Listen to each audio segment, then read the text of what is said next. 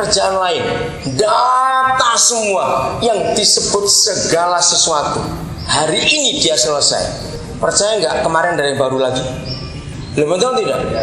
Berarti bukan cuma tidak mampu, tidak mungkin jawabannya. Karena yang ada di dunia ini baru di dunia planet bumi ini, itu berkembang terus.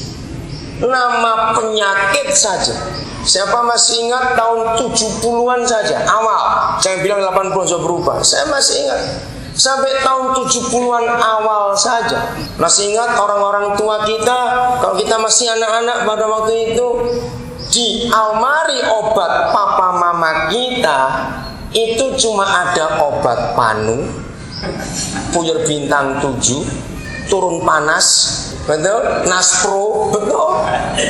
Betul nggak itu sampai tahun 70-an? Kamu belum lahir bang, masih belum tahu.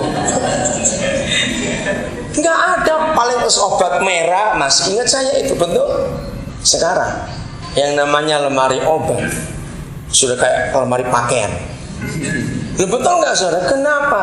Karena penyakit saja berkembang. Maka itu tidak mungkin ada orang bisa menulis, mendata, mencatat yang disebut segala sesuatu. Tidak mungkin. Bukan nggak bisa, nggak mungkin. Nah, kalau Roh Kudus itu tugasnya kepada gereja mengajarkan segala sesuatu. Saya beri contoh gini, ini berpikir saudara, ini serius. Misalnya, kita ini dianggap mampu oleh Bapa di surga. Dalam sehari kita bisa mempelajari 1000 hal baru. Misalnya, mungkin nggak secara logika, gendeng, langsung konslet ini sudah.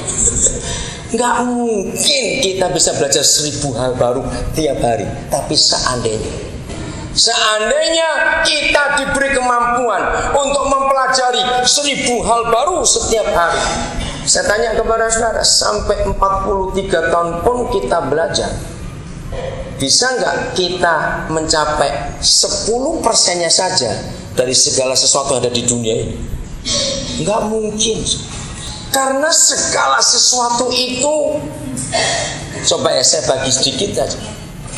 Kalau kita bicara tentang tumbuh-tumbuhan, untuk mengetahui segala sesuatu tentang tumbuh-tumbuhan saja, ini perlu berapa puluh tahun kita ngerti.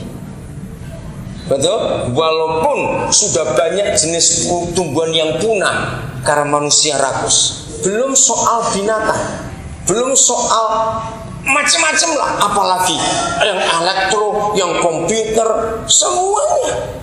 Nah, gereja memberangus Roh Kudus. Saya kecepatan, satu hal yang saya harus katakan, maaf, sebelum semua ini tadi ya, kembali ke Yohanes 14. Menurut saudara, kalau Roh Kudus itu tugasnya mengajar kita tentang segala sesuatu, itu hanya untuk hal-hal rohani atau semua? Jawab baik-baik. Semua atau hanya untuk rohani? Semua. Maka itu kalau gereja hanya sibuk urusan rohani saja, saudara, kita jadi salah. Betapa menyedihkan ketika gereja hanya mendengar khotbah Galilea, Yudea, Kanaan, Samaria, surga, neraka. Kan capek kalau tiap minggu kita hanya dengar yang begituan. Padahal Roh Kudus itu mengajar kita tentang segala sesuatu. Saudara, kita harus memberi Roh Kudus kesempatan semau-maunya, bukan cuma sebebas-bebasnya. Katakan amin. Maka itu kalau kita sebagai gereja lengket, tahu kata lengket?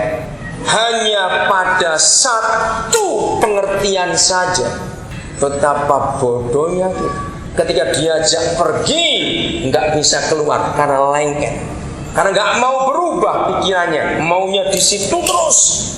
Sedih. Siapa yang pernah tahu burung walet yang air liurnya bisa membuat orang kaya itu? Kalau dipikir ya, secara medis pun belum ada bukti bahwa liur walet itu punya khasiat. Itu belum ada loh, itu cuma kata orang. Coba kalau ada yang neliti, Apa yang saya mau katakan ini? Ternyata saudara, banyak walet yang mati karena lengket dengan liurnya sendiri. Banyak yang mati. Jadi kalau mereka sudah mengeluarkan liurnya, lalu dia lupa terbang, mungkin nunggu pengeraman itu, dia lengket, nggak bisa keluar, mati. Itu banyak. Nah, sebetulnya banyak gereja yang mati seperti walet itu. Padahal liurnya itu kekayaan luar biasa. Dia mati sendiri di situ. Nah, banyak gereja seperti itu, mati di dalam berkat Tuhan karena tidak mau bergerak, lengket di situ, nggak mau maju. Kasihan sekali.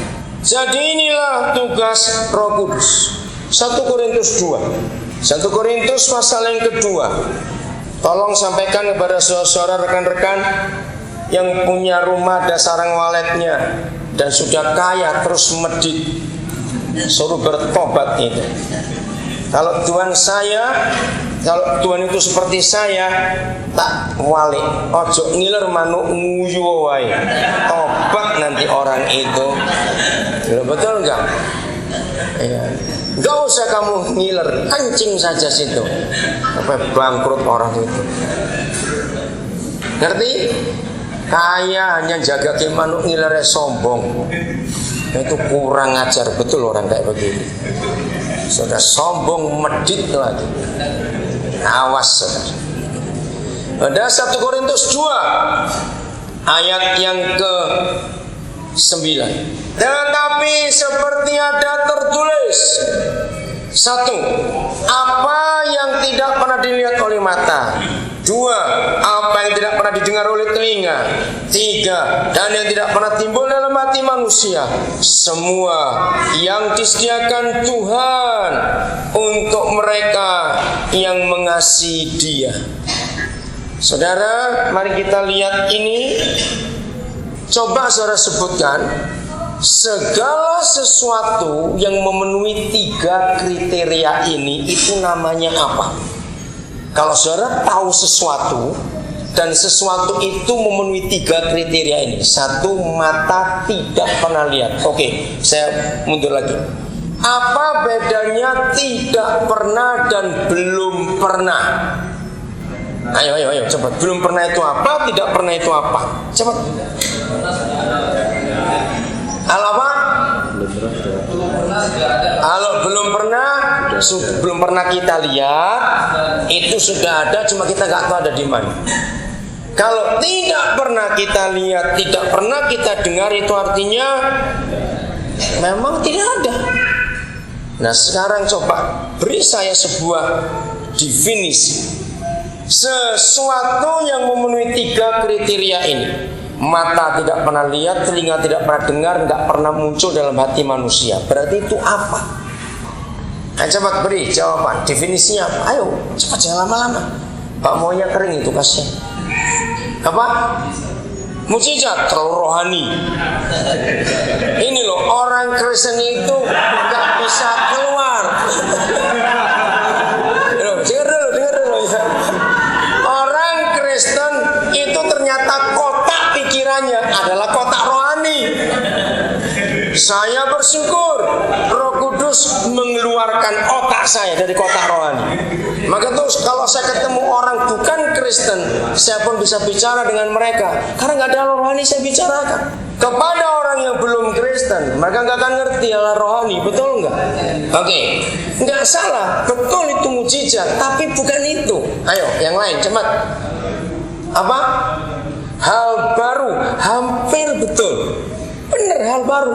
Kalau mata nggak pernah lihat, telinga nggak pernah dengar, nggak pernah muncul dalam hati, kan baru bukan? Tapi ada satu lebih jelas lagi. Apa?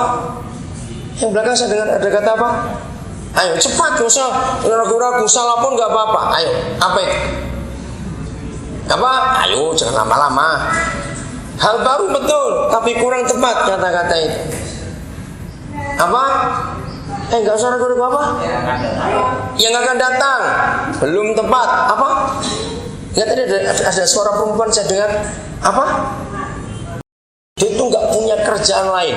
Data semua yang disebut